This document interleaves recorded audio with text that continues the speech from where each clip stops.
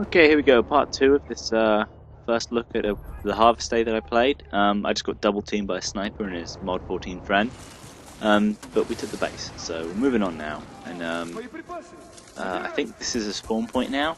I can't tell. The base just moved on anyway, so I can't really tell where we spawn point from there. I'm looking at the map there, but it's so small I can't really see it. I can't remember where we spawn on this base. It used to be a lot further back, so I don't quite sure if the spawn point's moved up or not. I think it has actually moved there. But either way, we're moving up, and there used to be crates just coming up here. As you can see, I got this bit completely wrong, because I figured that there would be a crate right here, but apparently there's no crates anywhere near here. I thought they would move it from, let's res while I'm here. From this building to there, but because it's not there, I go into this building and there's not a crate in here. So we sneak into this building, we're like, huh, no crate. So, okay, ignorance is bliss, I guess, and it's time to learn and move on. So, it turns out that this base just no longer exists. I think there must be less bases, because we're now on a load of crates which were actually on this base before. But seeing as how hard it is for the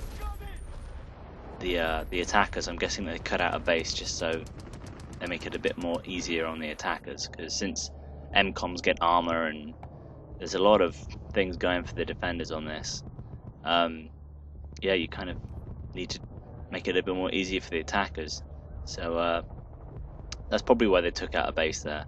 So we're on the base that happens after this, which is probably why there's a spawn point here now and not earlier on, which on the base which no longer exists. This spawn point wasn't here, it was back on the barn base where I first thought the crates were, but are no longer there, if that makes any sense. It's really complicated, this map, trying to explain where the spawn points are. I'm not leaving people who don't know what the hell I'm talking about behind, but just having a little look out for snipers, because they're a pain, but I think I get away with it, and trying to sneak up in these buildings. That's a Bradley. I'm a support kit, so that's something I'm going to want to avoid at all costs. I will have to make a little a run there. See, someone's trying to use a shotgun at me at a stupidly long range. That's not going to work. I'm just going to heal off. So hopefully that guy didn't spot me. I don't think he did, because that Bradley would eat me alive. But it's not even bothering about me, and I think we got a tank there. Oh, the Bradley's dead, so that explains why Bradley didn't think to come get me. People running past, that's interesting. Kill assist, that was the one that ran past, thank you Benzilla. Now that the Bradley's gone, I can make my move across the water here. I'm going the long way around, because if I saw one shotgun class in a building there, then there's probably going to be more, or at least the same guy who's respawned. So I'm going to want to put some distance between me and this cover, because I've got the range advantage. I'm looking over there, and there's a crate right in the middle of the square, which is actually a crate that I actually got right for once, so that's cool. So yeah, I actually managed to guess right on one of the crates. They did say that they move it from one of these destructible buildings, and they put it slap bang where I thought it was, so I got something right. And I'm in a pretty good position to cover both the armed crates here, so it looks like we're going to get this. There goes the middle one, and there goes the second one. So we took the crates there.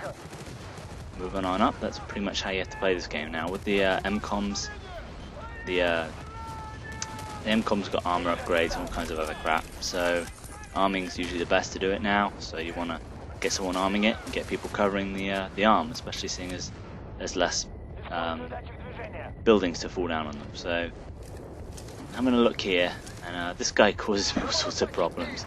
I know he's in the attic there. I'm just getting some tickets back for rezzing people. I'm getting some hit markers on that guy, so he's obviously probably going to go to cover again. But he's staying in there. I managed to spot him. I hope someone deals with him, because that's really annoying having people behind us. I think I just choose to ignore him. Get through this window. There we go, in the skip. So moving on to the last base here. More smoke. I don't know if that's us or them, but moving on anyway. Trying to get up this hill. And here we have a little interesting thing going on here. We're just checking out this area over here, because all this was off the map on the original Bad Company 1. So we're having a look over here and saying, oh look, green fields and all kinds of nice spacious stuff. So all this is new to me, and I have no idea how this is going to factor on this base. So I'm having a little look and see if there's any way to get up that hill.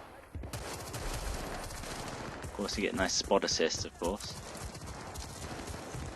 So we're going around the back here, and if there's a way up here, it's definitely worth checking that out, if there is. And I go down, but I think Benzilla mops up. Yes, he does. I think I asked him to pick up my kit and res me, so indeed he does. Another little bit of quick switching. We're back where we were, ladies and gentlemen, so let's move on to this base. Just trying to scout. It's worth looking up here just to see if there's any way up here, because if there is a way up here, then that's definitely something good to know. Turns out there's no way up there, so this is now a death trap, and now that I know that this is a death trap, I need to get out of here. So trying to put on my running shoes and get out of this place and try and get in the base. Luckily for me, anyone at the top of the hill would have had no problem taking me and Benzilla down, but it looks like we own the base. So there's a crate there, which is pretty much where it was. The crate is on the... oh no, it's not where it was. It was in a building, so it's outside now. But that one's inside a building, and it's on the ground floor instead of the second floor. So I don't know whether that's compensation for the other one not being in a building. Ground floor's a bit more easier to assault than other floors, but anyway, a little look at a picture. Oh look, more books. Yay, I wonder what they were. No time to smell the roses, because we've got a base to capture. Just checking that grenade isn't actually on me, because they usually spawn around here, and like I did on the other harvest day I did, trying to spawn at the back, or at least trying to cut the spawners off from their actual objective. That's my idea, and I can't believe I didn't kill that other guy there. So someone gets the assist on me, and I wasn't paying attention. I thought that guy was still alive, so I turned to look at him, but he's dead, and the other guy kills me. But we arm the crate, and there's a lot of people around there. Benzilla's in there, so we've got the final crate in the building, and that's pretty much it. In fact, there it is. So we managed to go the whole way. So unlike the Oasis, we managed to finish and actually get a win out of this. So yeah, cool map. I really like it. I'll probably go through it properly soon.